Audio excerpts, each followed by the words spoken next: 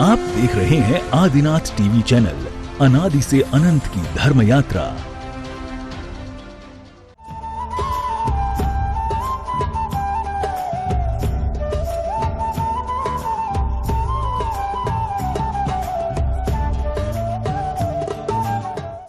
इस कार्यक्रम के पुण्यार्जक हैं श्री कंवरलाल जी महावीर प्रसाद जी, पाटनी, मदनगंज, किशनगढ़, राजस्थान।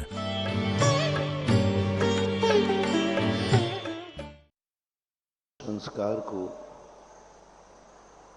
मिटाने के लिए वर्षों लग जाते हैं। 10 भव से एक आत्मा उन संस्कारों को मिटाने का भाव कर रही है, प्रयास कर रही है। पंच प्रवर्तनों की श्रृंखला को तोड़ करके भगवान ऋषभदेव ने केवल ज्ञान प्राप्त किया। केवल ज्ञान प्राप्त करने के बाद तीर्थंकर इसी में संतुष्ट नहीं होते, क्योंकि ज्ञान भली शुद्ध हो गया हो, लेकिन आत्मा तो जेल के अंतर्गत है। भले उनका जन्म नहीं होगा, जन्म से मुक्ति मिली है, जीवन से मुक्ति नहीं मिली। जन्म उनका अब नहीं होगा, लेकिन अभी हैं वो जेल के अंदर ही। जैसे व्यक्ति का कोर्ट से फैसला हो जाता है कि इसको बरी किया जाता है, फिर भी 2-3 दिन उसको जेल से निकलने में लग जाते हैं। ऐसे ही भगवान का मोक्ष जाना निश्चित है, लेकिन अभी वो शरीर के अंतर्गत हैं। आज उनको यह शरीर केवल ज्ञान होने के बाद भी अनंत सुख प्रकट हुआ है, अव्ययवाद सुख नहीं। अव्ययवाद सुख ही वास्तविक सुख है। तो भगवान 14 दिन हो गए, सभी लोग अपने जीवन को अपने आप में कैलाश पर्वत की यात्रा की हो तो स्मृति में करें, याद करें। नहीं की हो तो यहाँ जो कैलाश पर्वत बनाया गया है, इसी को अपने आंखों में देख करके और आंख बंद करना, और आंख बंद करके देखें पूरा कैलाश पर्वत बर्फ से ढका हुआ है। उस कैलाश पर्वत के ऊपर खड्गासन मुद्रा में 500 धनुष यानी 3000 फीट की जिनकी काया है, ऐसे भगवान समोषण छोड़ चुके। 1 लाख वर्ष पूर्व कुछ कम उन्होंने तीर्थ का प्रवर्तन किया, सारे जगत को उपदेश दिया। अब उनका तीर्थंकर प्रकृति की अनुभाग शक्ति कमजोर पड़ने पर उन्होंने समोषण को छोड़ दिया। कोई उनके साथ नहीं है। खुले आकाश के अंतर्गत भगवान ऋषभदेव खड्गासन मुद्रा में जमीन से 5000 धनुष। ऐसा नहीं है, एक ही गजरत है, एक ही रंग के 2 हाथ। आज 1 दिन नहीं, 2 दिन नहीं, 3 दिन नहीं, 4 दिन, 5 दिन, 6 दिन नहीं, 14 दिन हो चुके।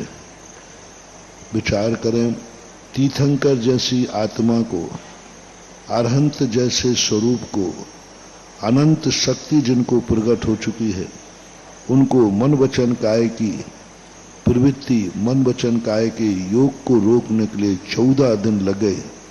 अपन सोचें, अपना मन वचन काय की एकाग्रता करने के लिए कितना समय लगेगा।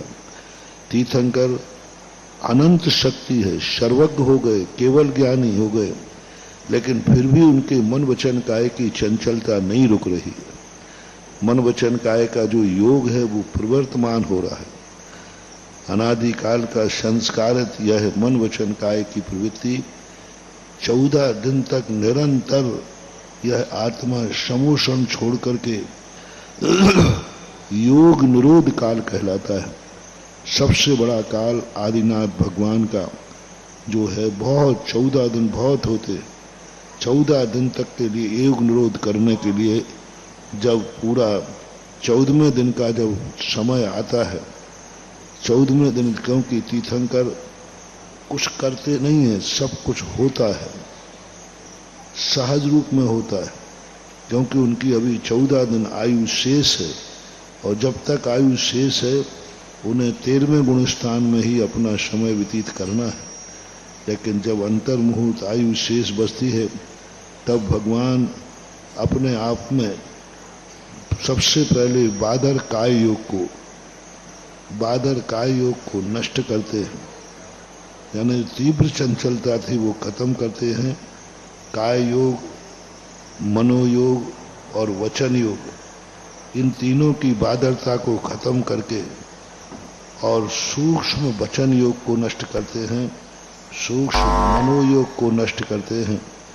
और उस समय उनकी दशा जो होती है सूक्ष्म काय योग में स्थित हो जाते हैं।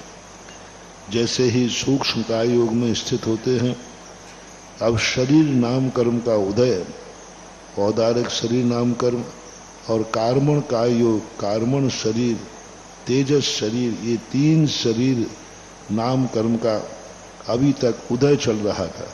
जब तक इन 3 शरीरों का उदय रहेगा तब तक आत्मा के प्रदेशों में परिस्पंदन बना रहेगा, और आत्मा के प्रदेशों में परिस्पंदन रहेगा तो कर्म का आश्रव भी होता रहेगा।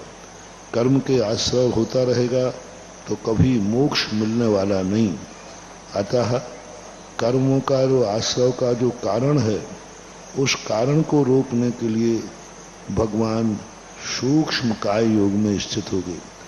जैसे ही सूक्ष्म काय योग में भगवान बजाते हैं, उसी समय उनका तृतीय शुक्ल ध्यान चालू होता है। सूक्ष्म क्रिया प्रतिपाती ध्यान। सूक्ष्म क्रिया प्रतिपाती इसको इसलिए कहते हैं कि योग की जो सूक्ष्म परिणति होती थी उसका भी प्रतिपात कर दिया। प्रतिपात यानी समाप्त कर दिया। और जैसे ही तृतीय शुक्ल ध्यान के माध्यम से मात योगों का निरोध किया है और शरीर नाम कर्म के अभाव करके 14वें गुण स्थान में अभी आघातिया कर्म शेष है। तृतीय शुक्ल ध्यान से किसी भी कर्म का क्षय नहीं होता। मात इसमें 9 कर्म का क्षय होता है, 9 कर्म का निरोध होता है। शरीर नाम कर्म की स्थितियां समाप्त होती हैं, क्षय कुछ भी नहीं होता। अभी आघातिया कर्म बैठे हुए हैं। 4 आघातिया कर्मों की 85 प्रकृतियां विद्यमान हैं। उन 85 प्रकृतियों को क्षय करने के लिए उन 14वें गुण स्थान में जब प्रवेश करते हैं तो 14वें गुण स्थान का काल बहुत छोटा होता है, लेकिन फिर भी असंख्यात समय होते हैं।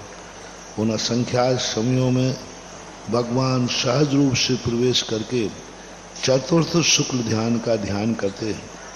और चतुर्थ शुक्ल ध्यान में जाकर के पूरा ध्यान में उनको इतनी विशुद्धि, देखो कर्मों के क्षय करने के लिए कितना मेहनत करना पड़ती है।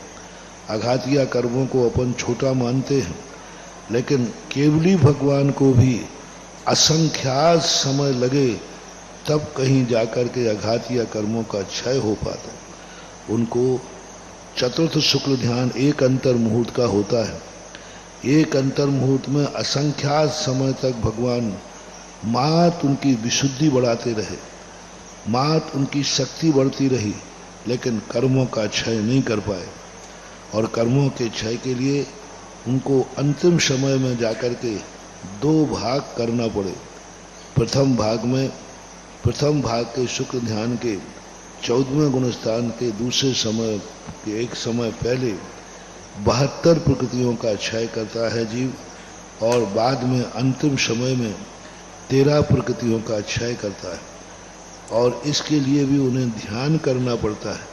इससे अनंत भगवान और 13वें 14वें गुण स्थान वर्ती भी ज्ञान चेतना के अधिकारी नहीं है।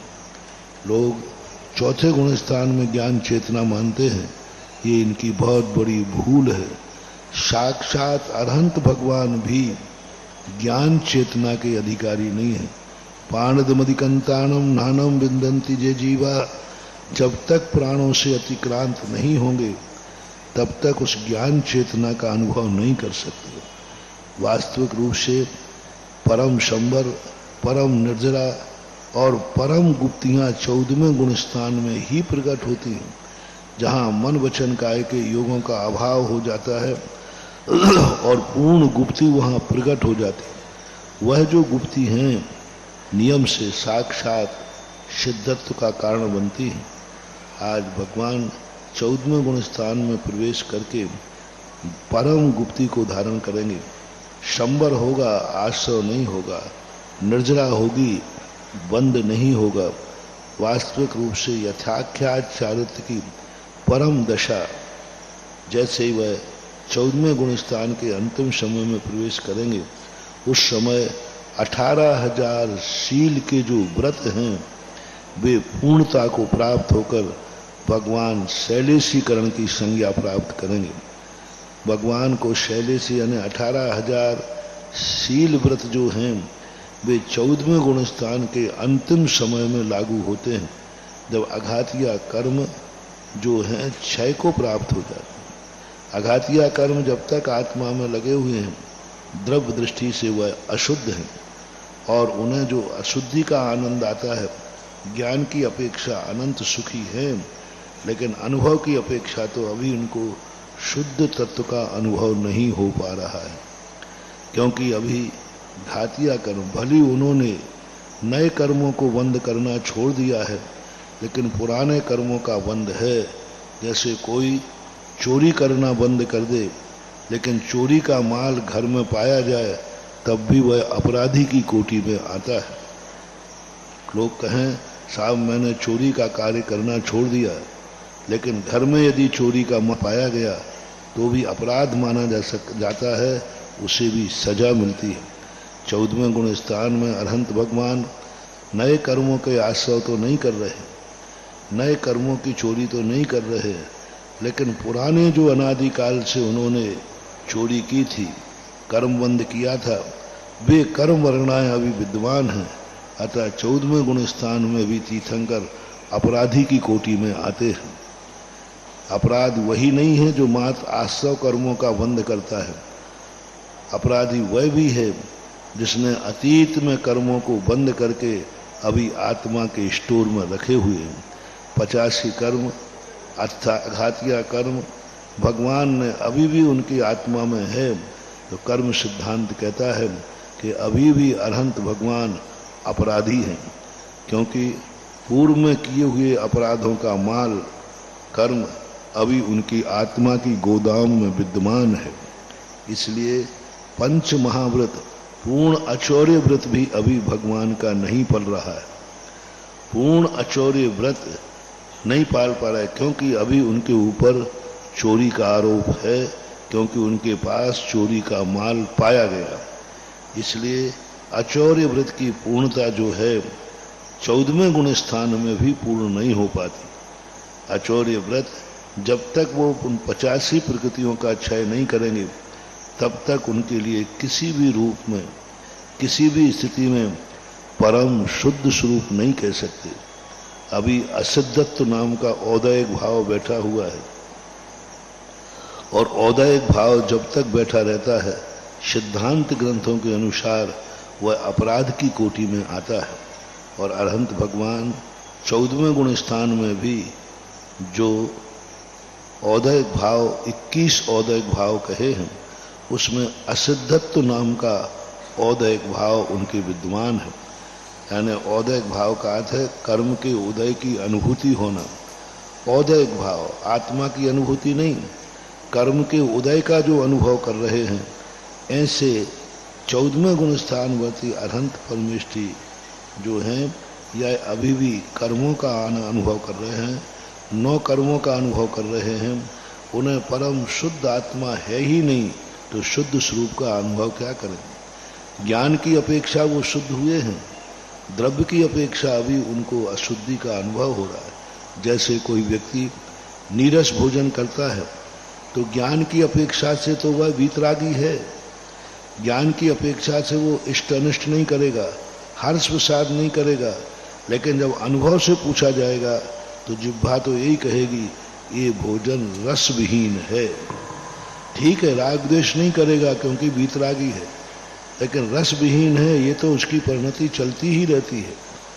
और ऐसी परिणति को लिए उसको जब अनुभव में आएगा तो रस विहीन भोजन आएगा, लेकिन वीतराग भाव होने से हर्ष विषाद नहीं करेगा।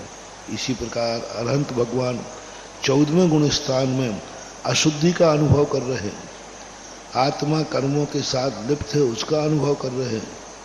इन्हें शुद्ध तत्व की अनुभूति अभी नहीं हो पा रही, क्योंकि उनके अनुभव में आ रहा है। ज्ञान में तो वो पवित्र हो गए, ज्ञान में वो निर्मल हो गए, ज्ञान में शुद्धत्व प्राप्त कर लिया, लेकिन अभी अनुभव की अपेक्षा से अरहंत भगवान को भी शुद्ध आत्मा का अनुभव नहीं होता। शुद्ध उपयोग होना अलग चीज है और शुद्ध आत्मा का अनुभव होना अलग चीज है। शुद्ध उपयोग शब्द ही बता रहा है कि उपयोग की अपेक्षा शुद्ध उपयोग है, अनुभव की अपेक्षा नहीं। यानी ज्ञान के प्रज्ञा के माध्यम से उन्होंने उपयोग को शुद्ध किया है, ना कि उन्होंने अपनी आत्मा को शुद्ध किया है। और अनुभव आत्मा का करना है, ज्ञान का अनुभव नहीं करना। और आत्मा का अनुभव हमें अशुद्ध है तो अशुद्ध आत्मा का ही अनुभव होगा, अशुद्ध आत्मा ही अनुभव में आएगी। इसलिए 13वें 14वें गुण स्थान वर्ती भी अपने आप में उस दशा को प्राप्त हो जाते हैं। और उस दशा में 14वें गुण स्थान में जैसे ही प्रवेश किया, भगवान 85 प्रकृतियों को नष्ट करते हैं और नष्ट करते हुए वह ऐसी दशा को प्राप्त होते हैं और वह शुद्ध उपयोग, शुद्ध दशा, अव्यावाद सुख, परम पारणामिक भाव, ज्ञान चेतना का अनुभव करते हैं। आ ई उर्री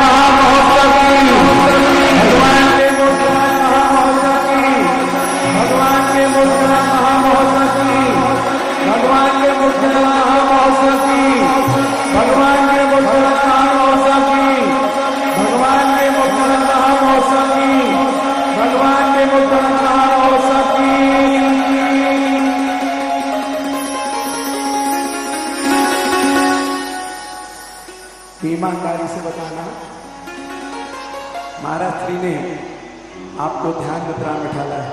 ऐसा नहीं कि महाराज जी ने आपको बिठाया, महाराज जी स्वयं ध्यानस्थ थे। और आप लोगों में से बहुत सारे लोग ऐसे बेईमानी कर रहे होंगे, आंखों खोल खोल के देख रहे होंगे, क्योंकि अगर आपको साक्षात्कार प्रभु के दर्शन करना था तो टोटल आंखें बंद, काय स्थिर और सीधा मोक्ष स्थली को याद करते हैं। तो ऐसे मोक्ष कहना के अवसर पर हमने देखा प्रभु कैलाश पर्वत से ध्यानस्थ अवस्था में बैठ करके और वहां से मोक्ष को गमन किए। वहां पर महाराज श्री निर्वाण भक्ति पढ़ रहे हैं, तब तक अपन आगे की बता रहा हूं। वहां पर शरीर का कोई भी अंग नहीं बचता है। क्या बचता है? नख और केस। क्योंकि ऐसे तीर्थंकर महामंडराज जिन्होंने दीक्षा लेकर के केवल ज्ञान को प्राप्त करते हुए कैलाश पर्वत पर जाकर के ध्यानस्थ अवस्था प्रभायमान है, सभी आचार्य इसी को स्वीकार करते हैं। कुंद कुंद की मूल परंपरा यही है कि उनका पूरा शरीर कपूर के समान उड़ जाता है, क्योंकि आत्मा के प्रदेशों का उनसे संबंध होता है। लेकिन नख और केशों में आत्मा नहीं होती। जैसे अपने बाल होते ना, इनमें चुकौटी लो तो उनमें दर्द नहीं होता।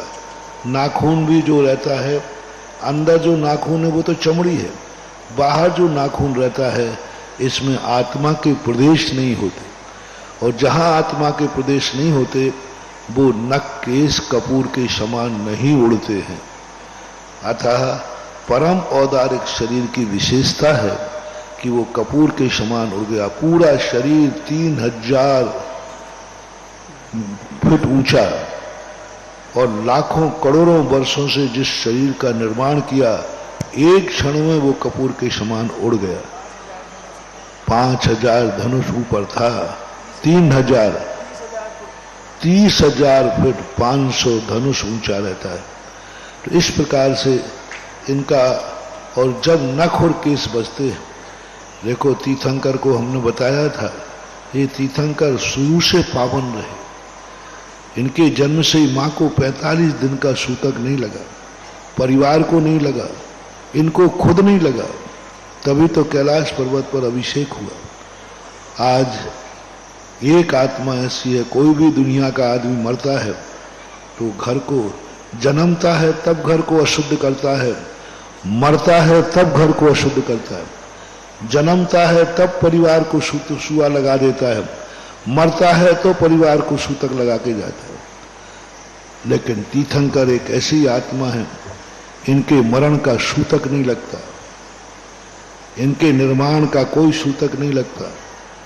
इतना इनका पावन शरीर होता है कि आज जहां इनका शरीर नख केस गिरते हैं, जहां तुम लोगों का शरीर जलता है वो मरघट कहलाता है, और जहां भगवान का शरीर की वर्णाएं बिखरती हैं वो सिद्ध क्षेत्र कहलाता है। कितना अंतर है। संसारी प्राणी के शरीर को जहां जलाया जाएगा वो श्मशान है, मरघट है, अशुद्ध है, डर लगता है। और आज भगवान का जहां पर शरीर बिखर गया, नख केशों को अभी संस्कार किया जाएगा, वो स्थान सिद्ध क्षेत्र बन जाता है, इतना पावन पवित्र बन जाता है कि मुनि महाराज भी जाकर उस सिद्ध क्षेत्र की वंदना करते हैं। ऐसी इनकी शरीर से रहित होकर के जो इनके नख केश बने, ये नख केश भी व्यक्ति की खारी उठाना, तीसरे दिन उस दिन भी सूतक लगता है। जो खारी उठाने जाते हैं वे हमेशा नहाना पड़ता है, एक दिन का सूतक है। लेकिन आज भगवान का जो नख केश जलाएंगे, ये भस्म इतनी पावन है, इतनी पावन है, इतनी पावन है कि इस भस्म को मुनिराज भी अपने सिर पर धारण करते हैं। सारे देवता आकर के इस भस्म को 5 स्थानों पर लगाते हैं। भगवान के नख केशों की 5 स्थान पर इस नकुल, दोनों बाहु में, गले में, ललाट में और मस्तक पर, इन 5 स्थानों पर इस भस्म को सारे देवता लगा करके अपने जीवन को धन्य करते। कहते ऐसा है एक मत में कि भगवान महावीर स्वामी जहाँ पर पावापुर में खड़े हुए थे, वहाँ नख केशों का संस्कार किया तो वहाँ लोगों ने नख केशों की मिट्टी उठाई, जहाँ भगवान कर्मा, तो इतनी मिट्टी उठाई कि वहाँ तालाब बन गया। तो ये भस्म सबके महान पवित्र है, पावन है, साधारण नहीं है। 5 कल्याणकों में सबसे बड़ी विशेषता आज के इंद्र की है, जो पंच कल्याणक में अलग से स्थापित करके नहीं बनाया जाता। एक बार मैंने कहा था, भगवान को जो आहार देता है उसकी बोली लगती है, ईशा सौदा, वो राजा श्रियान सोम बनता है, सबकी लगती है। लेकिन अंत का महत्वपूर्ण कार्य, कोई घर में कोई तुम्हारे पिताजी दादाजी मर जाते हैं तो किसको अग्नि लगाने का अधिकार होता है? बड़े बेटे को, ज्येष्ठ को, जिसके लिए पगड़ी मिलती है, जिसके लिए गद्दी मिलती है, जिसके लिए वसीयत मिलती है, वही दाग लगाने का अधिकारी होता है। वही करने के आज सबसे महत्वपूर्ण क्रिया एक देव, मेरी दृष्टि से तो ये चारों अग्नि कुमार देव, प्रतिष्ठाचार्य प्रदीप चलेगा, ये चारों अग्नि कुमार देव पहले दिन ही बनाना चाहिए और इनको मुख्य पात्रों में रखना चाहिए, क्योंकि जिनके कारण से पंच कल्याणक की क्रिया में दस्तूर बनता हो। आहारचर्या भी तो एक ही दिन की थी, फिर भी राजा श्रीयांश बनाया। भरत बाहुबली भी तो एक दिन के लिए काम आते हैं, फिर भी भरत बाहु बनाया। अग्नि कुमार जो चारों देव हैं, इनका महत्व भी वही होना चाहिए और उसी समय इनके पात्रों को, अग्नि कुमार को पात्र मानना चाहिए। आज सौधर्मन 2 बार पीछे हटा, एक बार भगवान की पालकी उठाते समय पीछे हटना पड़ा, उसे नहीं लगा। आज भी भगवान का सब क्रियाएं किया, लेकिन भगवान का अंतिम संस्कार सौधर्मन को नहीं मिलेगा। खड़ा खड़ा बाजू में देखता रहे। जैसे अर्थी में 50 सब लोग जाते हैं, हजारों लोग जाते हैं, लेकिन आग लगाने का अधिकार तो उसी को मिलता है जो उस व्यक्ति का खास होता है, जो उस व्यक्ति के गद्दी का अधिकारी होता है, जो उसकी पगड़ी का अधिकारी होता है। आज पूरे के पूरे चारों निकाय के देव में भवनत्रय का कहीं पूछ नहीं है।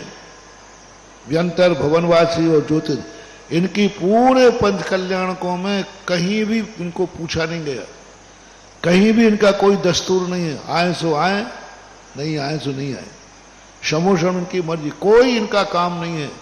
लेकिन आज और भवनवासी में, महत भवनवासियों में 2 लोगों के भाग्य सबसे ज्यादा जागते हैं। एक तो अष्टकुमारियां और 56 कुमारियां। ये कुमारियां भवनवासी होकर के भी भगवान के 5 कल्याणकों में, नारी पर्याय में, या तो सौधर्म इंद्राणी महान है जो भगवान के कार्यों में, भगवान के कार्यों में शामिल होती है नियोगी रूप में, या 56 कुमारियां, अष्टकुमारियां महत्वपूर्ण है जो को माता की सेवा करने का भाव मिलता है, पंच कल्याणक की अनिवार्य क्रिया करते हैं।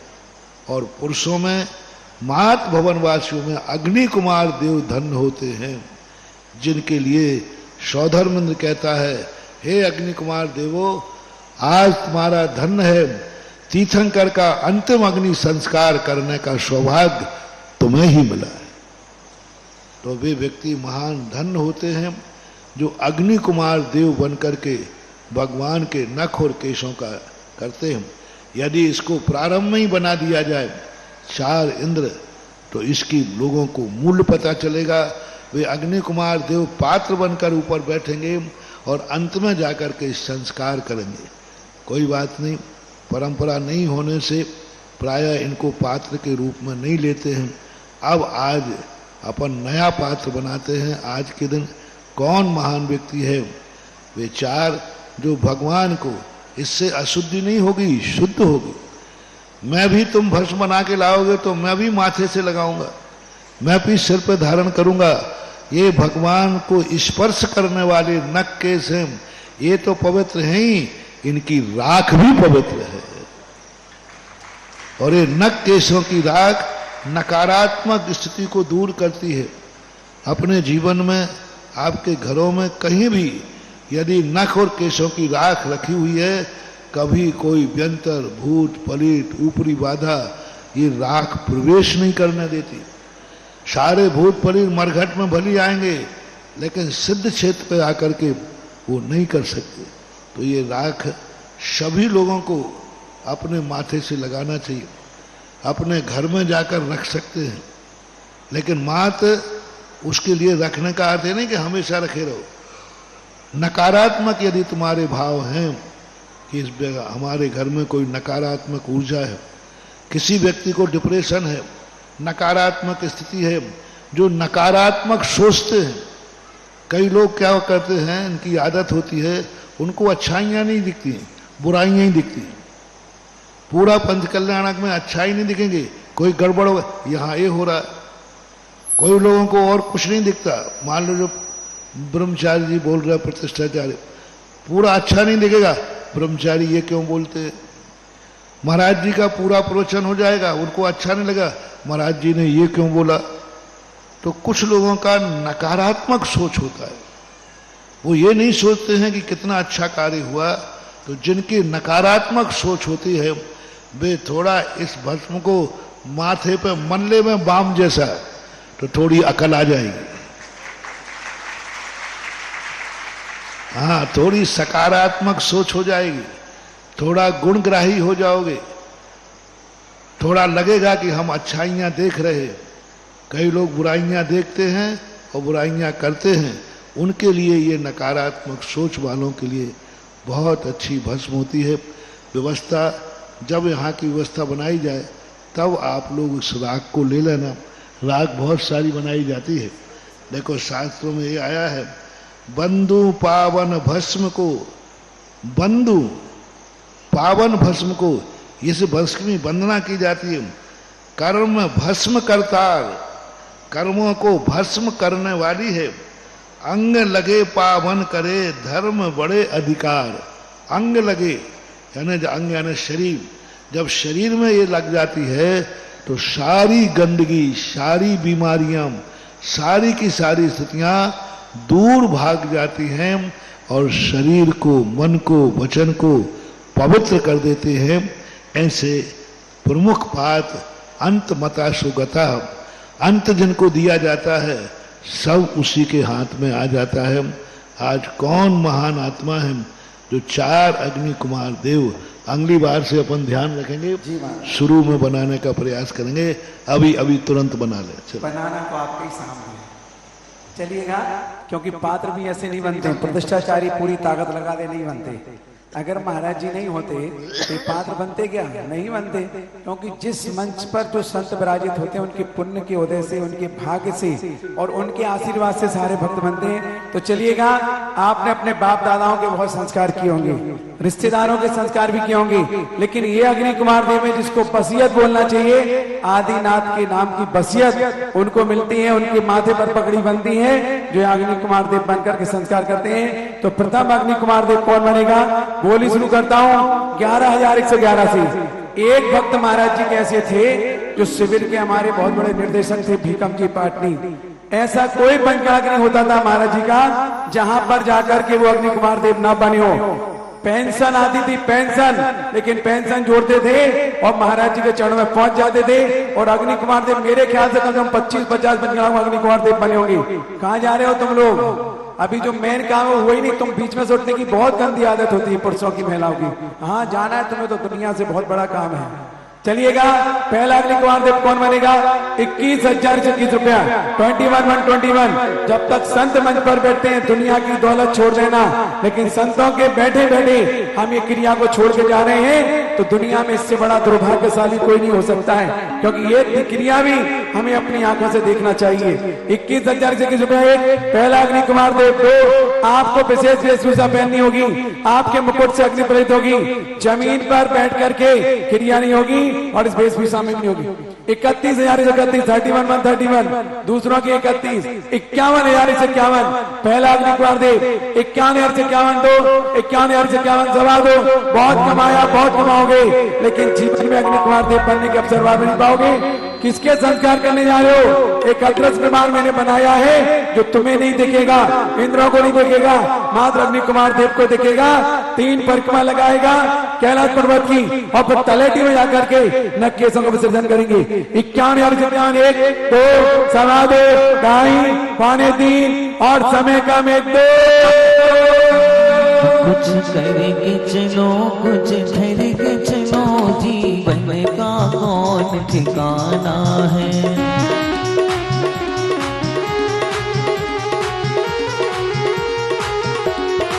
कुछ करके चलो, कुछ ठहर के चलो, जीवन का कौन ठिकाना है।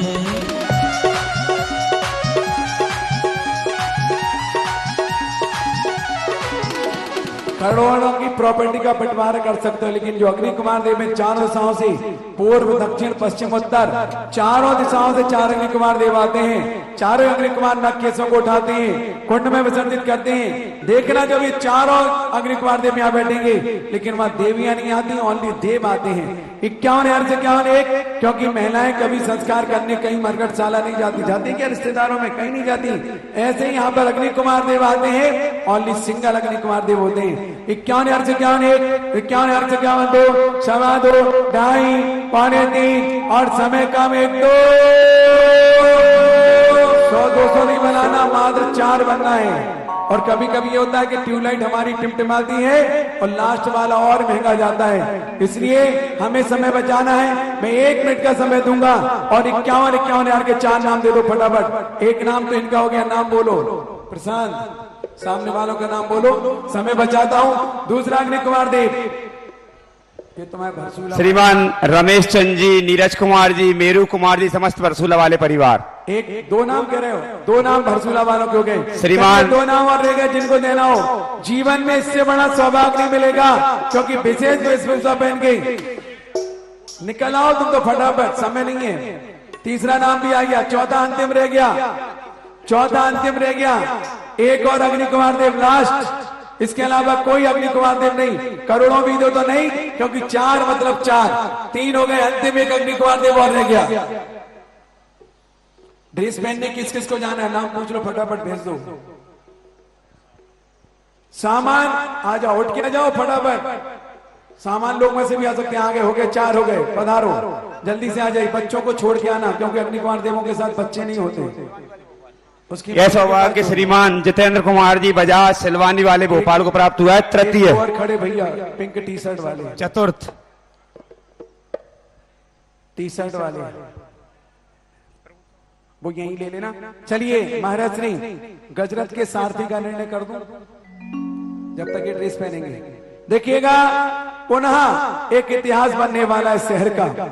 जिस शहर में प्रभु के 5 गणक होने के पश्चात वहीं विधिनायक भगवान जिस रथ में बैठेंगे, वहीं विधिनायक भगवान बैठेंगे। और आज देव शास्त्र की भव्य शोभा यात्रा होगी। रथ तो हो गई होगा, बग्गियां होंगी, इंद्रनाड़ी होंगी, ड्रेस कोड में चलेंगे, और महाराज जी का पूरा मुनि संघ चलेगा गजरथ के साथ, गजरथ के आगे। ऐसे मुनि संघ के साथ चलने वाली एक एक व्यक्ति को पहनना ड्रेस, पूरा परिवार ने एक एक व्यक्ति को, जिसको भी भेजना है। जय कुमार जी, मेहुल कुमार जी पिपरई, चौथे अग्नि कुमार जय कुमार जी, मेहुल कुमार जी पिपरई। चलिए पहुंचिए ड्रेस पहनने जल्दी से, फटाफट पीछे कटनी वालों के कक्ष में। देवेन इनको भेज के तैयार करा दो। हाँ कोई बात नहीं, जिसको ही भेजना है।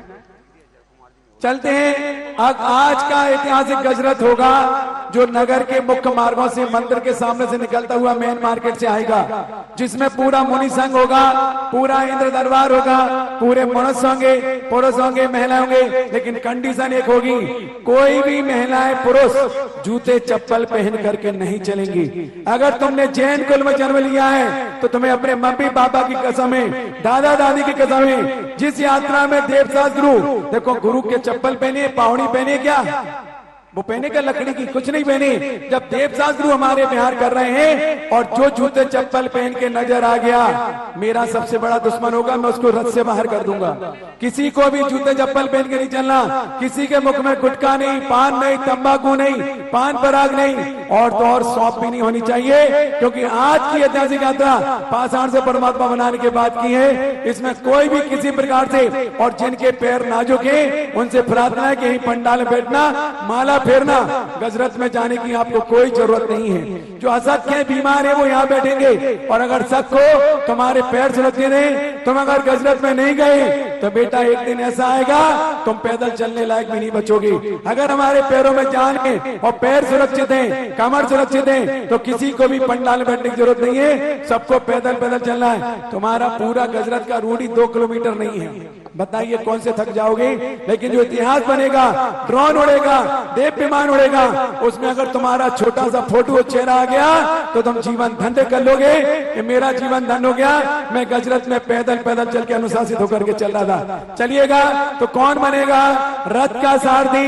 2 हाथी 18-18 लाख के रथ लगेंगे, और करोड़ों का रथ, और अनमोल हमारे प्रभु होंगे जो उसमें विराजित होंगे। आपने बहुत सारी गाड़ियां चलाई होंगी, फॉर्च्यूनर चलाओ, इनोवा चलाओ, कोई भी गाड़ी चलाओ, यहाँ की मर्सिडीज भी चलाओ, एस्कोडा चलाओ, तुमने रिश्तेदारों को बिठा लोगा। जिस रथ में 3 लोग के नाथ विधिनायक भगवान विराजमान हो, जिसमें स्वर्गाधिपति सौदर में आदि पात्र हो, ऐसे रथ को चलाने का शौक हर किसी को नहीं मिलता है। जिसका ड्राइविंग लाइसेंस मिलेगा पूज्य गुरुदेव से, उनके आशीर्वाद से, कोई सिग्नेचर की जरूरत नहीं, उनने आशीर्वाद दे दिया और तुम रथ के सारथी बन गए। और सबसे अच्छा फोटो आता है तो रथ के सारथी का आता है, क्योंकि रथ को चलाने का सौभाग्य सारथी को ही मिलता है। तो कौन सौभाग्य चलेगा? आप 2, 3, 4 लोग तक रथ के जो सारथी का स्थान है उस पावटी पर बैठ करके रथ को चला सकते हो। एक पेटी बनी होती है जहाँ रथ का सारथी बैठ सकता है। क्योंकि मैं 2 लोगों का बोलता हूँ तो मानते तो है ही नहीं, बैठते 4 ही हो, इसलिए पहले ही बोल रहा हूं कि 4 लोग तक उस स्थान पर बैठ सकते हैं जो रथ का सारथी का स्थान है। बोली शुरू करता हूं 55,555 से, बहुत ही उत्तम राशि 55,555 शुरू करता हूं। रथ का सारथी बनने का सौभाग्य। धीरे चला रथ ओ रखवाले, तोहे खबर क्या ओ भोले भाले, तोहे खबर क्या ओ भोले भाले। धीरे चला रथ ओ रखवाले, तोहे खबर क्या ओ भोले भाले, तोहे खबर क्या ओ भोले भाले।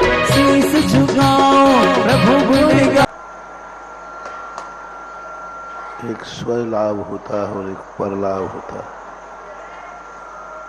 अभी अपना इस पंच कल्याणक में ऐसा ही एक प्रसंग बन पड़ा कि जिंदगी यदि दुनिया में जीना है तो सब कुछ अपने लिए ही नहीं, कुछ ऐसी योग्यता भी प्रकट करना चाहिए जो दूसरों के काम आ सके, जिससे दूसरों को लाभ हो सके। संपत्ति हमारी हो लेकिन लाभ दूसरे को, शक्ति हमारी हो लाभ दूसरे को हो, मेरे में ही कार्य न हो मैं भी किसी का कारण बनूं। हर व्यक्ति सारी दुनिया को कारण बनाना चाहता है और अपने कार्य करना चाहता है। बहुत बिरले लोग होते हैं जो कार्य नहीं चाहते, कारण बनना चाहते हैं और कार्य जगत में हो। आज जो प्रसंग आ पड़ा है, अभी तक भगवान के जितने कल्याणक मनाए उनसे भगवान को कोई लाभ प्राप्त नहीं हुआ। गर्भावतरण हुआ, उनको कोई विशेष लाभ नहीं हुआ। वो धन्य नहीं हुए, माता पिता धन्य हुए। माता पिता हर्षित हुए, माता पिता का सौभाग्य जागा। माता ने 16 स्वप्न देखे। सौधर्म इंद्र ने कुबेर को आज्ञा देकर 15 महीने तक रत्न वृष्टि हुई। उन रत्नों से भी भगवान को कोई लाभ नहीं हुआ। वो रत्न भगवान के कोई काम नहीं आए। वर्षे भगवान के पुण्य से हैं, लेकिन उन रत्नों का लाभ सारे जगत ने लिया। जगत की दरिद्रता दूर की। भगवान गर्भ में आए हैं, मां की दरिद्रता दूर हुई, मां का पुण्य जागा। भगवान के निमित्त से 16 स्वप्न दिखे, लेकिन भगवान ने 16 स्वप्न नहीं देखे, माता ने देखे। इसी प्रकार जन्म के समय भगवान का जन्म हुआ। मेरू पर्वत पर भगवान को ले जाया गया, उससे भगवान को कोई लाभ नहीं हुआ। सारे जगत को गंधोदक की प्राप्ति हुई। सारे देवताओं ने अपने पापों का प्रक्षालन किया और जन्माभिषेक से भगवान को कोई लाभ नहीं हुआ। भगवान के अंदर जन्माभिषेक के कुछ प्रकट हो गया हो, कुछ उपलब्धि हुई हो, कोई उनके अंदर कार्य हुआ हो, ऐसा कोई शास्त्रों में नहीं लिखा। कोई लाभ नहीं हुआ, कोई कार्य नहीं हुआ, कोई उपलब्धि नहीं हुई और ना कोई कार्य का संकेत मिला। राज सिंहासन पर बैठे तो भी तीर्थंकर को कोई इस राज सिंहासन से कोई लाभ नहीं है। राज सिंहासन बैठने से उनकी भगवत्ता में, उनके कार्य में कोई लाभ मिला हो? नहीं। उनके राजगद्दी पर बैठते ही सारे जगत को आजीविका मिली। षटकर्म आपने देखे, सारे जगत को आजीविका मिली, सारा जगत धन्य हुआ। एक व्यवस्थित राज्य पाकर 6 कर्मों की व्यवस्थाओं से सारे जगत में खुशहाली हुई। तीर्थंकर के लिए इससे कोई लाभ नहीं। राजगद्दी पर बैठकर ओम रम रम रम रम स्वाहा। चलिए आप विवाह आदि किया, उससे भी भगवान को कोई लाभ नहीं हुआ पारमार्थिक। भरत चक्रवर्ती आदि 99 पुत्र हुए, भगवान इनको पाकर धन्य नहीं हुए, भरत चक्रवर्ती आदि ऐसे पिता को पाकर धन्य हुए। वहां ये कहीं नहीं लिखा कि भगवान तीर्थंकर चक्रवर्ती बाहुबली को पाकर धन्य हो गए। उनके तीर्थंकर प्रकृति में और 4 चांद लग गए क्योंकि चक्रवर्ती का जन्म हुआ, कहीं नहीं उल्लेख है। लेकिन 100 बेटे जरूर धन्य हो गए कि हमें तीर्थंकर जैसे पिता मिले। ब्राह्मी सुंदरी धन्य हो गई। ब्राह्मी सुंदरी से भगवान को कोई लाभ नहीं हुआ, उनके जन्म से कोई भगवान की भगवत्ता बढ़ गई हो, ऐसा कोई नहीं। ब्राह्मी सुंदरी धन्य हो गई कि हमें तीर्थंकर जैसे पिता मिले, और उस धन्यता के कारण से उन्होंने एक अलग संयम का मार्ग चुना। तो आज तक हम देखते हैं भगवान सारे जगत के लिए कारण बनते गए, सारे जगत के निमित्त बनते गए। उनके निमित्त से हर कण कण धन्य हुआ, वे कारण बने। जैसे मैंने कहा, वो कारण बने 15 महीने रत्न वृष्टि के, वे कारण बने माता के 16 स्वप्नों के, वे कारण बने एक माँ को जगत जननी बनने का, वो कारण बने। वो कारण बने देवताओं को जन्माभिषेक करने का, वो कारण बने सौधर्मेंद्र शची को जीवन को धन्य करने का। हमेशा कारण ही बनते गए, कारण ही बनते गए। लेकिन सबने अपने अपने कार्य की सिद्धि की। देवराज, सौधर्मेंद्र, कुबेर आदि ये सब अपने जीवन को धन्य करते रहे, अपना कार्य करने के लिए सगुन बनाते रहे।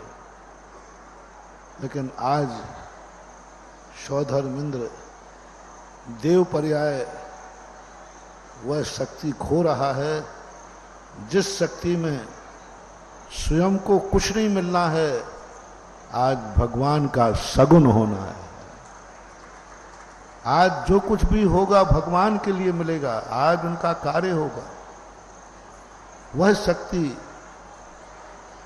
इसलिए हम विगत दिनों से कह रहे हैं कि हमेशा, आज प्रातःकाल भी किया, हमारे पास यही भाव मत किया करो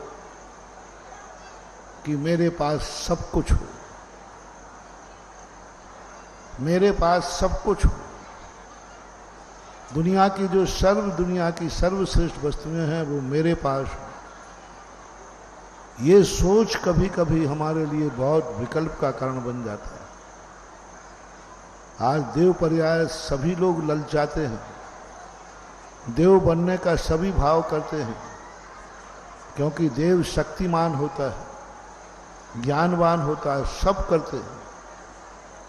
लेकिन भूल जाते हैं संसारी प्राणी कि देव बनने के बाद एक शक्ति तुम्हारे पास कभी प्रकट नहीं होगी, तुम कभी भी मोक्ष मार्ग के कारण नहीं बन सकते किसी को। तुम भगवान के लिए सगुन नहीं बन सकते। आज भगवान अपना निज कार्य करने जा रहे हैं, इससे दूसरे को कोई लाभ नहीं है। आज जहां भगवान जा रहे हैं निज कार्य करने जा रहे हैं। नहीं, क्योंकि आप जब वहां पर जाते हो तीसरे के दिन, इससे तीर्थंकर प्रकृति का कोई संबंध नहीं है, इससे उनके किसी भी जगत से कोई संबंध नहीं। दीक्षा का जगत से कोई संबंध नहीं होता। उस समय मात्र एक स्वयं हित कार्य होता है, और भगवान इस समय अपना हित कार्य करने जा रहे हैं। हमने तो खूब कार्य करा लिए, आज भगवान के कार्य करना है, आज भगवान के कार्य का सगुन बनना है, आज भगवान के कार्य का मंगल बनना है। आज तक हमने भावना भाई कि हे भगवान, आपके दर्शन से हमारा जीवन धन्य हो, हमारा जीवन सफल हो, हमारे हर कार्य सफल हों। लेकिन आज भावना भाना है कि भगवान जो कार्य करने जा रहे हैं उसमें भगवान को सफलता मिले, अपने कार्य में सफलता मिले। आज भगवान सारे जगत के मंगल थे, आज भगवान के लिए मंगल बनना है। आज भगवान सारे जगत के लिए सगुन थे, आज भगवान का सगुन बनना है। बहुत कठिन है महानुभाव। जो सारे जगत के मंगल हों, आज उनका मंगल करना है। सारे जगत के मंगल हों, जो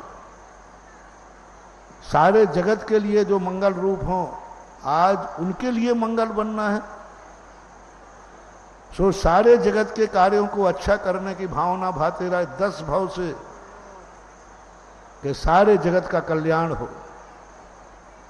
आज उनके कल्याण की भावना के लिए सगुन बनना है। बहुत कठिन है। 84 लाख योनियों में बस इसी प्रसंग के अंतर्गत देवता और सौधर्म आदि की पर्याय शून्य हो जाती है। इस समय सौधर्मिंद को लगता है मुझे नहीं चाहिए सौधर्मिंद्र पद, मुझे नहीं मनाना गर्भ कल्याणक, मुझे सौधर्मिंद्र पद नहीं चाहिए। एक अंतर मुहूर्त के लिए झकझोर देता है। सौधर्मिंद्र मात आज के दिन अपनी जिंदगी को कोसता है। सारे देवता कोसते हैं, आज धिक्कारते हैं अपने आप को। मैंने ये देव पर्याय पाकर के गलती कर ली, मैंने ये देवों का पर्याय स्वरूप पाकर के गलती कर ली, ये वैभव पाकर गलती कर ली। और इतना धिक्कारते हैं और मन में भाव आता है आज यदि मेरा सौधर्मिंद्र पद पूरे स्वर्ग की संपदा लेकर के मेरे देव पर्याय छुड़ा करके मुझे 1 घंटे के लिए मनुष्य बना दें तो वो देने को तैयार है। सारे जितने सम्यक दृष्टि देवता होते हैं, कुबेर भी, खास तौर से सबसे बड़ा अधिष्ठाता सौधर्मिंद्र, इस प्रसंग में आकर के वो अपने आप को बहुत धिक्कारता है। सारी खुशियां खत्म हो गई। जो खुशी थी उसने कि भगवान को मैं ऐरावत पर्वत हाथी पर लेकर के सौधर्मिंद्र बन करके महामस्तकाभिषेक किया था, बड़े आनंद के साथ। इतना आनंद आया था सौधर्मिंद्र को जब भगवान को मेरू पर्वत पर ले जाकर 1008 कलशों से अभिषेक किया था। तांडव नृत्य करता है, इतना खुश हो जाता है, इतना खुश हो जाता है और सारे जगत से कहता है देखा मेरे सौधर्मिंद्रपन्न का जो मतलब है, उपलब्धि है, क्या है दुनिया में किसी के माई के लाल की हिम्मत जो भगवान का मेरा मस्तकाभिषेक मेरू पर्वत पर कर सके। इतना आनंदित होता है, झूम जाता है, तांडव नृत्य करता है, आनंद नाम का नाटक खेलता है अकेला। भगवान के अभिषेक के बाद सौधर्मिंद्र इतना हर्षित होता है, इतना हर्षित होता है कि सारे लोग देखकर दंग रह जाते कि इसको हो क्या गया, क्या ये पागल हो गया।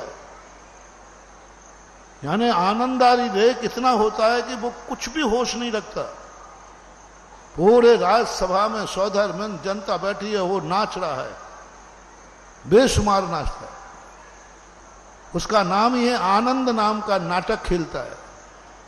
वो अपने आनंद को प्रकट करता है, लेकिन आज वो आनंद फीका पड़ गया। आज उसको लोग संबोधन करते हैं कि छोटा सा पालकी उठाने का निमित्त नहीं मिल पा रहा है तो क्या बात हो गई। तुमने तो बड़े बड़े पुण्य उठाए हैं, तुमने तो बड़े बड़े सौभाग्य उठाए हैं, तुमने तो 1008 कलशों से भगवान का अभिषेक किया है, वो आनंद लिया है। सौधर्मिंद्र कहता है कि सब बेकार है, मुझे नहीं चाहिए वो जन्माभिषेक, मुझे नहीं चाहिए वो 1008 कलश, मुझे कुछ नहीं चाहिए। मुझे मात इन सब को त्याग कर सकता हूं, मात मुझे 1 घंटे के लिए मनुष्य पर्याय चाहिए, बस मुझे कुछ नहीं। यानी 5 कल्याणों का आनंद और एक बार नहीं, असंख्यात पंचकल्याणक एक स्वधर्मेंद्र बनाता है अपनी जिंदगी में। प्रत्येक स्वधर्मेंद्र असंख्यात पंचकल्याणक मनाता है। प्रत्येक सचिव 5 पल्ल की आयु में असंख्यात पंचकल्याणक मनाता है। और स्वधर्मेंद्र 2 सागर की आयु में असंख्यात, क्योंकि एक तीर्थंकर की उम्र 1 पूर्ण कोटि वर्ष होती है और 2 सागर वर्ष में असंख्यात पूर्ण कोटि होती है। और 20 तीर्थंकर सदा 1 पूर्ण कोटि के बाद बदलते रहते हैं। और उस समय की स्थितियां इतने असंख्यात पंचकल्याणक का, जन्म कल्याणक, गर्भ कल्याणक, केवल ज्ञान का सब मिलेगा इसको। वो कहता नहीं, ये सब में त्याग करने को तैयार हूं। भाई आनंद आज सब पासन में चले गए, वो आनंद सब आज त्रोहित हो गए।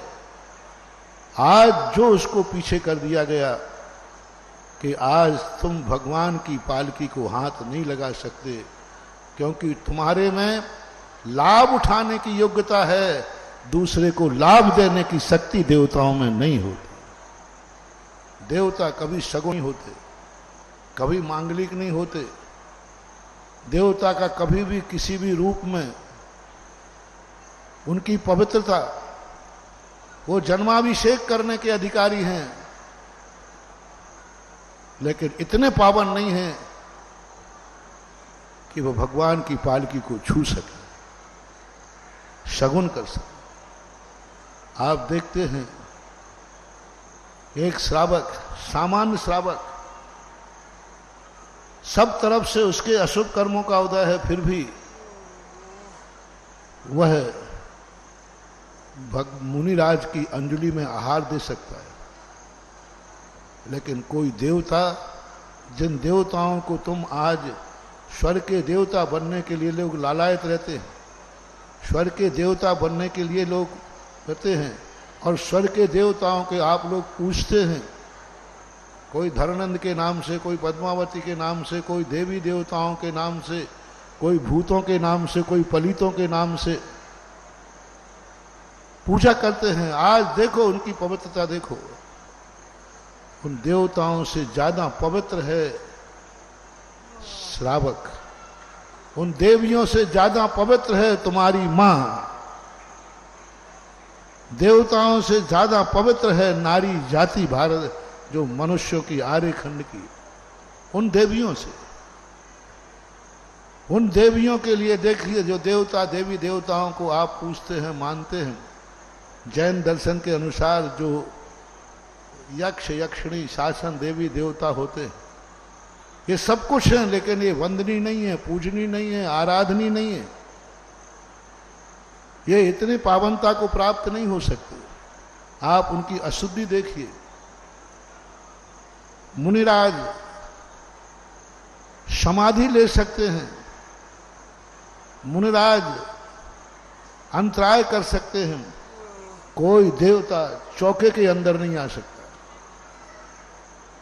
चौके के अंदर यदि देवता आ गया तो मुनिराज भली समाधि ले लेंगे, लेकिन देवताओं के अंदर आहारचर्या देवताओं के द्वारा कराने में बाधा नहीं थी। उनका शरीर है बहुत अच्छा था। यदि देवता आहार दे रहे होते ना, तो हम लोगों को कभी बाल चंद नहीं आता, कि देवताओं के बाल कभी झड़ते ही नहीं, कुछ जीव जंतु भी नहीं, अंतराय होते ही नहीं, पसीना नहीं आता, कितना शुद्ध भोजन बनता।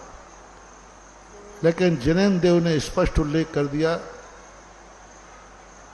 कि 7 कुधात्मों से भरा हुआ, मल मूत्र से भरा हुआ शरीर,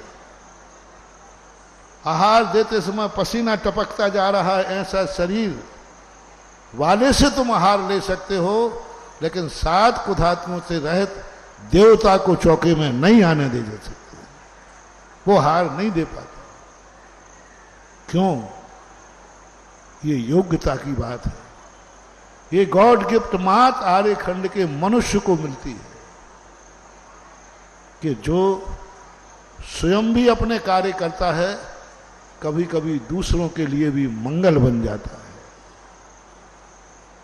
आज भी और कल भी, जब भी होगा, भगवान अपने लिए मंगल होंगे, लेकिन आज भगवान कह रहे हैं मेरा मंगल कौन करेगा, मेरा मंगलाचरण कौन करेगा, मेरा सगुन कौन करेगा। मंगल स्वयं के लिए मंगल नहीं होता, स्वयं के लिए स्वयं का मंगल नहीं होता, मंगल दूसरे का होता। जैसे हम लोग तुम्हें आशीर्वाद देते हैं, लेकिन यही आशीर्वाद मुझे नहीं फलेगा, मैं स्वयं नहीं ले सकता हूं। एक बार एक बच्चे बुखार था मुझे, एक बच्चा आया, बोले महाराज जी आपको बुखार है। मैंने कहा है, तो महाराज आप ठीक क्यों नहीं कर लेते। मैंने कहा बेटा कैसे करूं, वो तो आपके पास दवाई है। मैंने कौन सी दवाई। बोले देखो आपको हमें शुरुआत में 15 दिन पहले बुखार आया था, मेरी माँ तेरे आपके पास लेके आई थी, आपने आशीर्वाद दिया था, मेरा बुखार उतर गया, आप अपना आशीर्वाद स्वयं ले लो ना। अब क्या समझाएं बालक को कि आशीर्वाद दूसरों के लिए सगुन हो सकता है, स्वयं के लिए नहीं हो सकता। आज यही भगवान की समस्या है, और उस कार्य के लिए मंगलाचरण चाहिए पड़ता है जो कार्य परिचित नहीं होता है, जो हमने कभी किया नहीं है, हमारे ज्ञान में नहीं है, अदृश्य है, चल रहे। आज भगवान उस मार्ग पे जा रहे हैं जो भगवान के लिए भी अपरिचित है, जो भगवान के लिए भी ज्ञान का विषय नहीं है। आज उनको जरूरत है हमारी।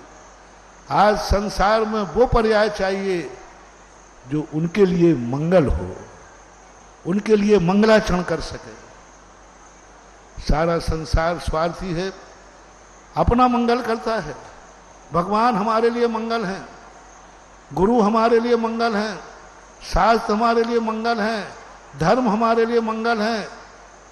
कभी आपने सोचा त्रियक सामान्य सत्ता, कभी सोचा कि हे भगवान, हे अरहंत भगवान, सदा तुम मेरे लिए मंगल बने हो, बस मेरे लिए ऐसी शक्ति जाग जाए कभी मैं भी भगवान के लिए मंगल बन सकूं, भगवान के लिए सगुन बन सकूं, भगवान का कार्य हो और मंगलाचरण मैं करूं। कभी गुरुओं के लिए सोचा कि गुरुओं के कार्य हों और मैं मंगल करूं, गुरु को मंगल माना, साहू मंगलम। कभी ये भाव आया कि मेरे जीवन में ऐसी एक पावनता जाग जाए कि मैं गुरु के लिए भी मंगल बन जाऊं। गुरु के लिए मंगल बनना बहुत बड़ी चीज है महानुभाव, बनते धर्म के लिए मंगल बन जाए। धर्मो मंगलम, मेरे लिए धर्म मंगल है, और धर्म को अपन सब मंगल चाहते, अपने पुण्य का उदय है कि मंगल रूप धर्म अपन को मिला हुआ है। लेकिन कभी विचार किया कि हे भगवान मुझे ऐसी शक्ति दो कि मैं धर्म के लिए मंगल बन जाऊं। धर्म के लिए मंगल बनना, धर्म के लिए मंगल बनना एक बहुत बड़ी शक्ति है महानुभाव। अरहंत मंगलम, सिद्ध मंगलम, साहू मंगलम, केवली परिणतो धम्मो मंगलम, ये तो हमने रट लिया। लेकिन कभी ऐसी चिंतन में तुम्हारे आया, धर्म हमें अनादिकाल से जब चाहे तब मंगल बनता है, मुझे ऐसी शक्ति चाहिए कि मैं धर्म के लिए मंगल बन जाऊं, धर्म के लिए मंगल बन जाऊं। और धर्म के लिए मंगल बनने का मात्र एक ही पुरुषार्थ है। जब व्यक्ति रत्नत्रय धारण करता है तो रत्नत्रय जो मुनि व्रत धारण करता है, यह धर्म के लिए भी मंगल होता है। धर्म मंगल किसे कहते हैं?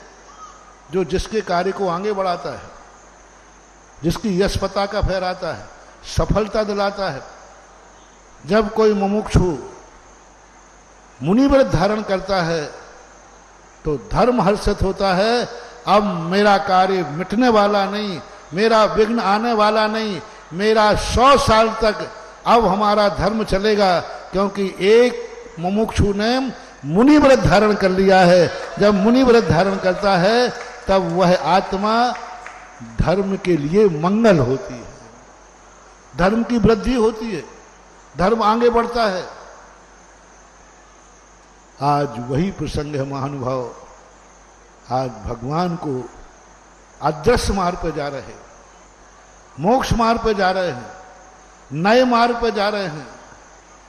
कोई भी नया कार्य करते हैं तो आप शगुन करते हैं, मंगल कलश स्थापित करते हैं, मंगल दीपक करते हैं, मंगल पाठ करते हैं, हर व्यक्ति करता है, आप लोग भी करते हैं।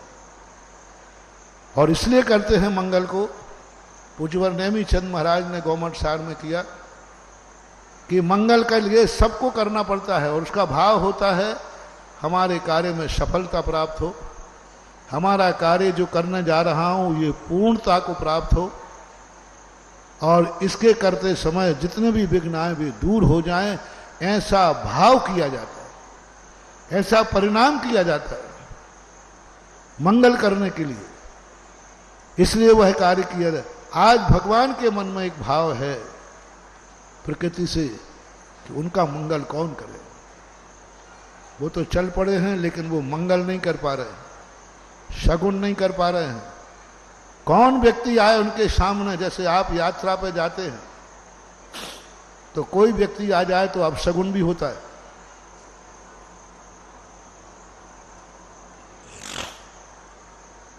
जैसे आप लोग मानते हो खाली बर्तन आ जाए, बिल्ली आ जाए, सांप आ जाए, एकाक्षी आ जाए, तो ये सब इनको अशुभ मानते हो और शुभ भी मानते हो कि ये इस प्रकार का भरा कलश आ जाए, कुछ और चीजें दिख जाएं, राजा दिख जाए तो ये शुभ मानते हो। आज भगवान का निमित्त बना है। आज वो व्यक्ति सामने चाहिए जिसके सामने आते ही भगवान का सगुन हो जाए, भगवान की मंगल यात्रा हो जाए और भगवान भी निश्चित हो जाए अब हमारे कार्य में कभी विघ्न आने वाला नहीं है क्योंकि हमारा मंगल आचरण हो चुका। आप जब कार्य करते हैं कोई तो चौक जिस किसी से पुरवा लेते हो, सौभाग्यवती ढूंढते हो। आप कलश स्थापन करते हैं, हर व्यक्ति से नहीं करवा सकते, भले उसकी भावना है लेकिन वो भावना की योग्यता नहीं रखते। कुछ ऐसे लोग हैं जो भावना है कि मैं मंगल कलश स्थापित करूं, आप नहीं कराएंगे, नहीं, ये मंगल कलश स्थापन करने के योग्य नहीं है। भावना तो है, सच्ची भावना है, लेकिन समाज नकार देती है। भावना अलग चीज है और मंगल अलग चीज है, आप उसको अलग कर दोगे। भावना बहुत पवित्र है लेकिन आप उसको नहीं करने दोगे। सब लोगों की भावना होती है, दीप पूजन करना है, हर व्यक्ति से नहीं कराओगे। ध्वजारोहण करना है, हर व्यक्ति से नहीं कराओगे। यहीं आया, हमें खुद करना पड़ा। एक व्यक्ति ध्वज के स्थापन करने की चर्चा आई, मैंने कि नहीं कर सकता, वो योग्य नहीं है। भावना बहुत प्रबल थी, पैसा भी खूब दे सकता था, भावना भी खूब प्रबल थी, लेकिन वह ध्वजारोहण करने के योग्य नहीं था, वो शगुन नहीं था। अब भावना उसकी बहुत पवित्र थी, बहुत पवित्र, मैं भी जानता हूं भावना में कहीं कमी नहीं थी। लेकिन मैंने उनको कहा कि भाई तुम नहीं कर पाओगे, उससे नहीं करा पाओगे, महाराज जी बहुत पवित्र भावना है, पैसा भी आप जो कहो दे देगा। मैंने कि नहीं हो पाएगा, योग्य नहीं है। वो योग्यता खो चुका है, जो योग्यता ध्वजारोहण की डोरी खींचने के लिए चाहिए, वो सगुन उसके पास नहीं है, वो सगुन उसके पास नहीं है, नहीं होता। और ध्वजारोहण सगुन के लिए किया जाता है। दीप पूजन हर व्यक्ति से नहीं कराओगे। आपके संसार के दस्तूर होते हैं, उनके लिए भी हर व्यक्ति से नहीं करता, उनके भी व्यक्ति नियुक्त होते हैं। कौन कन्यादान करेगा, कौन बेटे बहू को प्रवेश कराएगा, उस समय आप बहुत सगुन देखते, भावना की प्रबलता नहीं। मैं आज सौधर्मेंद्र की भावना पर प्रश्न चिन्ह नहीं लगा रहा हूं। एक भवतारी है सौधर्मेंद्र, सम्यक दृष्टि है सौधर्मेंद्र, मैं उसकी भावना को जानता हूं। सबसे पवित्र भावना इस समय किसी की है संसार में तो सौधर्मेंद्र की भावना है। पंच कल्याणकों में सौधर्मिंद्र की अहम भावना होती है। मैंने पहले ही कहा ना कि वो सबसे ज्यादा, और कोई देव इतने नहीं नाचते, इतने आनंद में भोर नहीं होते, इतने नहीं होते जितनी भावना पवित्र सौधर्मिंद्र की होती है। भावना पवित्र है, समर्पण भी है, जो चाहो वो सब करने को तैयार है। लेकिन आज भावना का सवाल नहीं है, आज भगवान के मंगल का, मंगलाचरण का सवाल है, क्योंकि वो देव पर्याय में है और देव पर्याय मंगल नहीं होती है। किसी भी कार्य में देवता सामने आ जाएं, कभी मंगल नहीं होना, कभी सगुन नहीं होना। 84 लाख योनियों में, मात शास्त्रों में, आज भगवान के दीक्षा कल्याणक में, आज भगवान के बन जाने समय मात एक ही पर्याय मंगल है, जिसका नाम है मनुष्य, और वो भी पुरुष, स्त्री नहीं। स्त्रियां सदा मंगल होती हैं, कन्या मंगल है, शादी हो जाए तो सौभाग्यवती मंगल है, माता मंगल है। लेकिन मोक्ष मार्ग में नारी जाति भी मंगल रूप नहीं है, वो पालकी को नहीं छू सकती है। हर कार्य में तुमने नारियों को आगे महत्व किया, सब कार्यों में करती। जब भी कोई शगुन की बात आए तो सारे शगुन कौन करती हैं? महिलाएं करती। लेकिन आज महिलाओं को कोई अधिकार नहीं है, महिला शगुन रूप में नहीं है, चाहे वो इंद्राणी हो, चाहे चक्रवर्ती की पटरानी हो, चाहे वो कितनी बड़ी प्रतिमाधारी हो, चाहे अप्रतिमाधारी हो, नारी जाति भी आज मंगल रूप नहीं है। आज भगवान का सगुन नहीं बन सकती नारी जाति। मात आर्य खंड में रहने वाला पुरुष, उच्च गोत्री पुरुष ही भगवान का मंगल करेगा। धन है पुरुष पर्याय, जो सारे जगत के मंगल हैं, आज वो मनुष्य उन मंगल स्वरूप भगवान का भी मंगल बनने की योग्यता रखता है। इस समय मनुष्य पर्याय तीर्थंकर से भी बड़ी हो गई, तीर्थंकर से भी महान हो गई। जो तीर्थंकर का मंगल बनेगा, जो तीर्थंकर के लिए शगुन करेगा, आज भगवान उस शगुन को देख करके निर्णय करेंगे कि मेरी यात्रा होगी। आगम में पूज्यवर जिनसेन स्वामी महाराज ने यह नियोग उस समय सौधर्मिंद्र, यहाँ तो एक संवाद का विषय था, एक नाटकीय रूप लेने का। वस्तुतः सौधर्मिंद्र छायक सम्यक दृष्टि होता है। वो स्वयं राज दरबार में भगवान का दीक्षाभिषेक करके, भगवान को वस्त्राभूषण पहना करके और नीची गर्दन झुका लेता है, अपने आप झुका लेता है। कोई कहता नहीं है, सम्यक दृष्टि है, अवधि ज्ञानी है। सब कुछ करने के बाद नीची गर्दन झुका लेता है। सती पूछती है क्या हो गया? पूरे राज दरबार में कहते सौधर्मिंद्र अभी तक तो हर्षित था, आज नीची गर्दन क्यों कर लिया? और उस समय नीची गर्दन करके शर्मिंदा होता हुआ कहता है, नहीं, अब भगवान जिस पालकी में बैठेंगे उस पालकी का मंगलाचरण करने का अधिकार हमें नहीं। हे मनुष्यों, आओ सामने और भगवान की पालकी उठाओ। सौधर्मिंद्र खुद कहता है, बड़े नीची गर्दन करके, बड़े शर्मिंदा होकर आलोचना करता हुआ कहता है कि मैं इसके योग्य नहीं हूं। मेरी भावना प्रबल है, लेकिन मैं भगवान का अवशगुन नहीं बनूंगा, मैं भगवान का अवशगुन नहीं बनूंगा।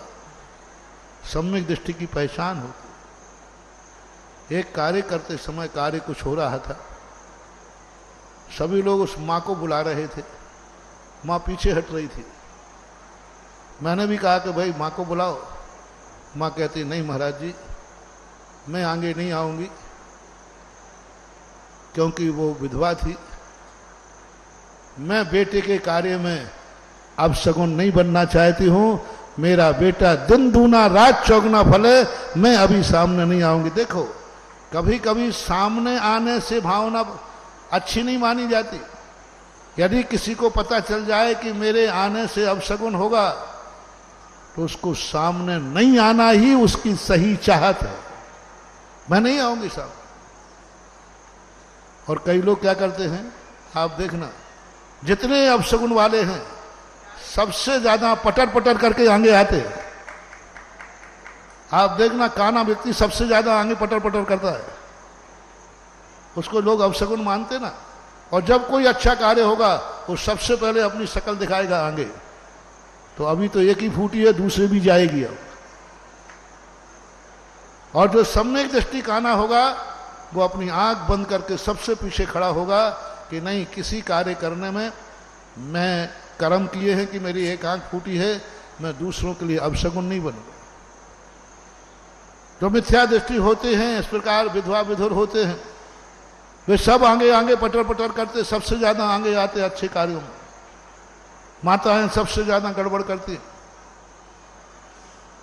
लेकिन जो सम्यक दृष्टि होती हैं, वे जब भी कोई घर में धार्मिक कार्य सगुन हो, सबसे पीछे अपने आप हो जाएंगे। लोग बुलाएंगे, बोले नहीं, मैंने कोई पाप किया है कि मेरी जिंदगी में अशुभ हुआ, मैं दूसरे के कार्यों में अपशगुन नहीं बनूंगी। महानुभाव, जब तुम्हें मालूम चले कि मेरे कारण से, मेरे कार्य से जगत अपशगुन मानता है, तो आपको स्वतः ही अपने आप अपने को पीछे कर लेना चाहिए। जाओ, फिर तुम जन्म जन्म तक कभी अपशगुन नहीं बनोगे, कभी तुम्हारे एक आंख वाले नहीं बनोगे। क्योंकि तुम्हारे मन में ये भाव आ गया कि नहीं, मैं किसी है भगवान, मैं जो हूं तो हूं, लेकिन मैं किसी कार्य के लिए अशुभ नहीं बनूं। कोई यात्रा को जाए, मैं सामने नहीं आऊं। यदि ऐसा उसने कर लिया तो जाओ, जन्म जन्मांतरों तक उसकी आंख में कोई तेजाब भी डाल दे तो भी वह काना नहीं होगा, क्योंकि उसने अपने आप को दूसरे के लिए रोक दिया। त्रियक सामान, मेरा अशुभ कर्म दूसरे के लिए अशुभ ना बन जाए, मेरे पाप कर्म का उदय दूसरे के लिए विघ्न ना बन जाए। ये जो परिणाम आता है, ये है त्रियक सामान। अपने लिए नहीं, दूसरों के लिए।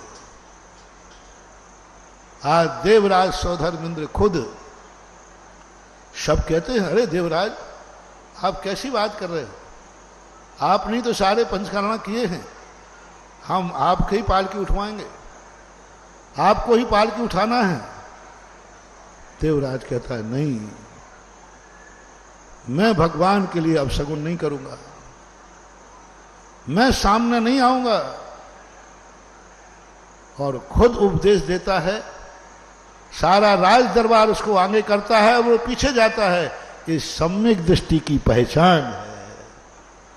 और स्वयं पीछे होकर कहता है नहीं, भगवान की यात्रा सफल करो।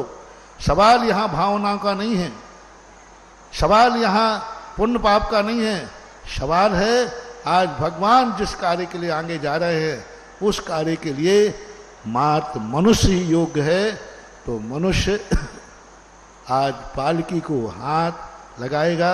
84 लाख योनियों में मनुष्य पर्याय लौकिक कार्यों में मात आज धन्य होती है जब भगवान को पालकी में हाथ लगाते हैं, और या फिर धन्य होती है जब मनुष्य मुनि बनता है।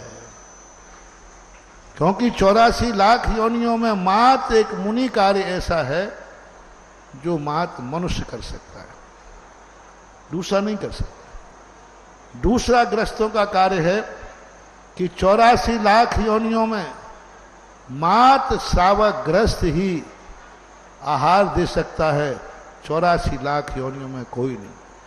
तीसरा कार्य मनुष्य पर्याय की सार्थकता है, 84 लाख योनियों में कोई भी योनि वाला मंदिर नहीं बना सकता, मात्र मनुष्य बना सकता। देवता भी नहीं, देवता कभी मंदिर का निर्माण नहीं कर सकते, देवता को दान देने का अधिकार नहीं है, देवताओं के कर्मों में दान नहीं, वो मंदिर नहीं बैठा सकते, वो मूर्ति नहीं बैठा सकते, वो अकृत्रिम चैत्यालयों की पूजा वंदना कर सकते। कोई देवता मंदिर नहीं बना सकता, कोई देवता मूर्ति नहीं बैठा सकता, कोई देवता प्रतिष्ठा नहीं कर सकता। मात्र कर सकता है तो मनुष्य। तो ग्रस्त की अपेक्षा से गृहस्थ मात जिस समय साधु बनने का भाव करे, वृत्ति का नहीं कहूंगा, क्योंकि पंचम गुण स्थान तो पशु भी प्राप्त कर लेते, लेकिन मुनि मात बनेगा तो मनुष्य बनेगा, और मुनियों को जो आहार देगा वो भी मनुष्य, इसमें स्त्री शामिल हो जाएंगे। और जनेन्द्र देव का मंदिर भी यदि कोई बनाएगा तो वो मात आर्य खंड का मनुष्य और पुरुष बनाएगा।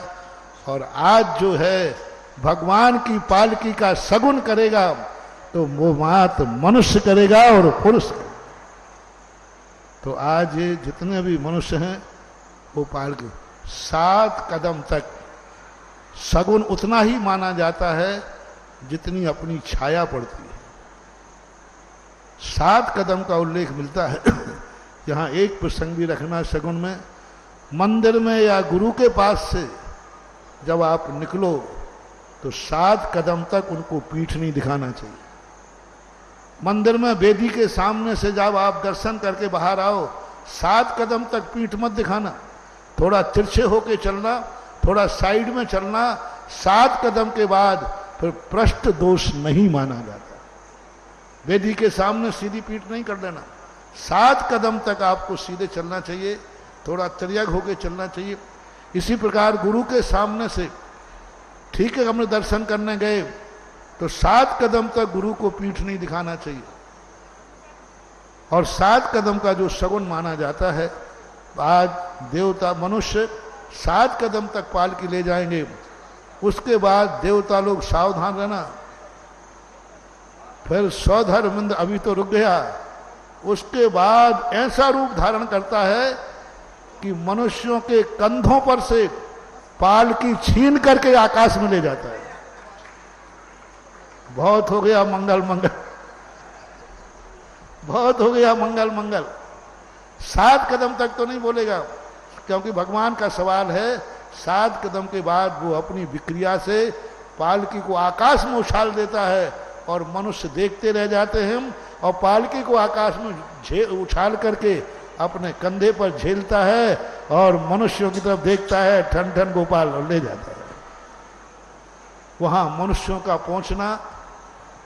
पहुंचते हैं मनुष्य, लेकिन वनवास में जाकर के गिरनार पहाड़ पर नेमिनाथ को ले गया, कैलाश पर्वत पर आदिनाथ को ले गए। अब वो कहाँ ले जाएंगे, सब भगवानों के दीक्षा वन अलग अलग होते हैं। अतः इन प्रसंगों के अनुसार आज भगवान का इस निमित्त से जो आपको प्रवचन दिया, इसको समझ करके सौधर्म समझदार है, भावना प्रबल है, लेकिन आज भगवान का सवाल है, भगवान की यात्रा का सवाल है, भगवान के मंगल का सवाल है। इसलिए सबसे पहले पालकी ब्रह्मचारी लोग उठाएंगे, उसके बाद जाकर के राजा महाराजा उठाएंगे, यज्ञ नायक, महायज्ञ नायक, भरत, बाहुबली, ये सब उठा सकते हैं। नाभि राजा श्रेयांश, राजा सोम, जो मनुष्य पर्याय वाले हैं वे उठा सकते हैं, और देव पर्याय वाले वहां नीचे खड़े हो जाएं, उसके बाद छीन लेना तुम, फिर तुम्हें कोई दोष नहीं लगेगा।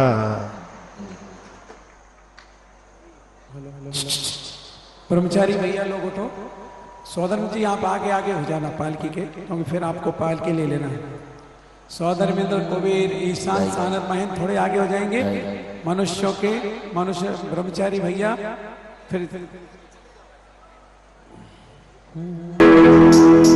हाँ नाभी राय जा सकते हो, लेकिन संभल के जाना, धक्का नहीं खाना। चलो पंछी रे,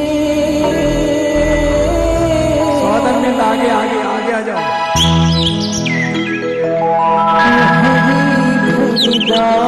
से चलो, समय कम है। जो कोई आदि तो बिहार से,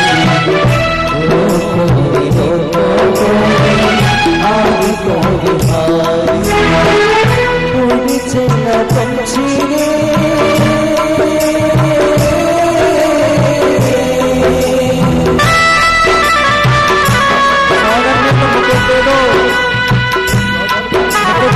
सौधर्मेंद्र का मुकुट,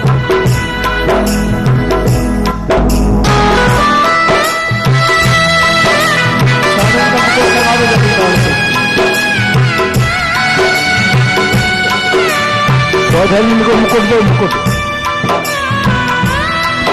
नीची कर लो, नीची पालकी करो, नीची।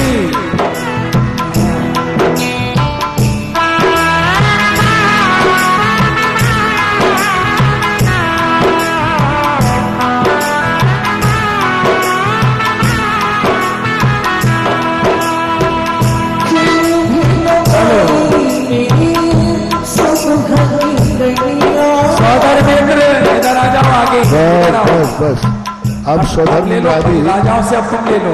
अब देवताओं को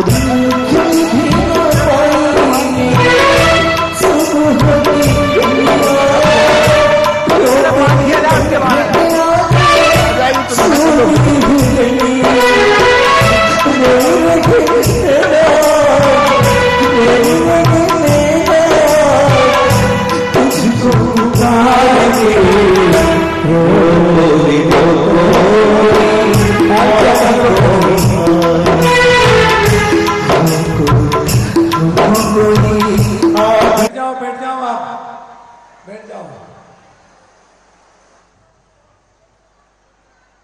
केस लोंचो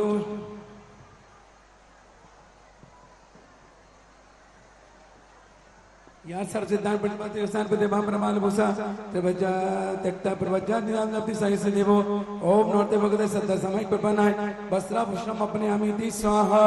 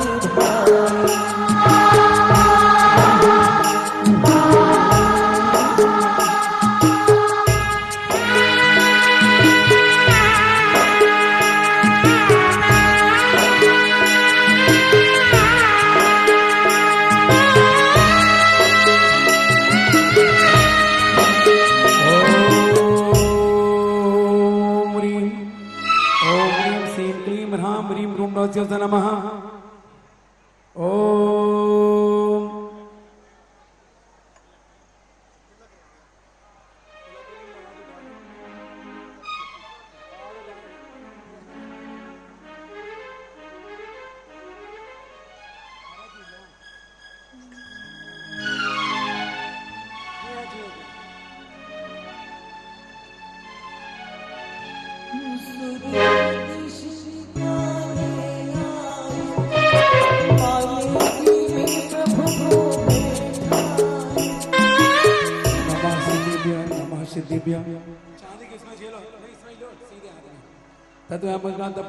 सच्चिचाने नियुक्ता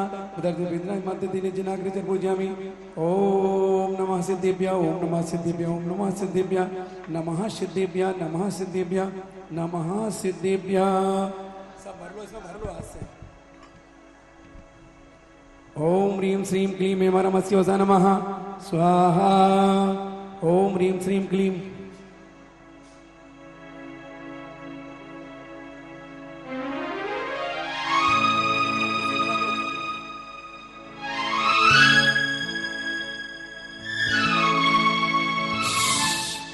अभी संगीत बंद रखो थोड़ी देर। इस प्रकार से महाराज श्री स्वयं अपने हाथों से केस लॉन्च की विधि करते हैं, क्योंकि हमेशा मैं कहता हूं केस लॉन्च करने का अधिकार किसको है, वस्त्र उतारने का अधिकार किसको है, वो एकमात्र दिगंबर संत को हुआ करता है। जो प्रतिष्ठाचारी पंडित लोग दीक्षा के संस्कार करते हैं वो प्रतिमा पूजनीय नहीं है, प्रतिष्ठित नहीं है, क्योंकि दिगंबर मुद्रा जिसने धारण नहीं की है, जिसने अंतरंग और बहिरंग वस्त्रों का त्याग नहीं किया है, वो किसी भी दीक्षार्थी के वस्त्र और संस्कार करने का अधिकारी नहीं हुआ करता है। महाराज श्री एक एक बीजाक्षर का अंकन्यास रोपण करेंगे, आप बड़े ध्यान से देखेंगे और उन मंत्रों को ध्यान से सुनते जाएंगे। ओम। इस कार्यक्रम के पुण्यार्जक थे श्री कंवरलाल जी महावीर प्रसाद जी, पाटनी, मदनगंज, किशनगढ़, राजस्थान।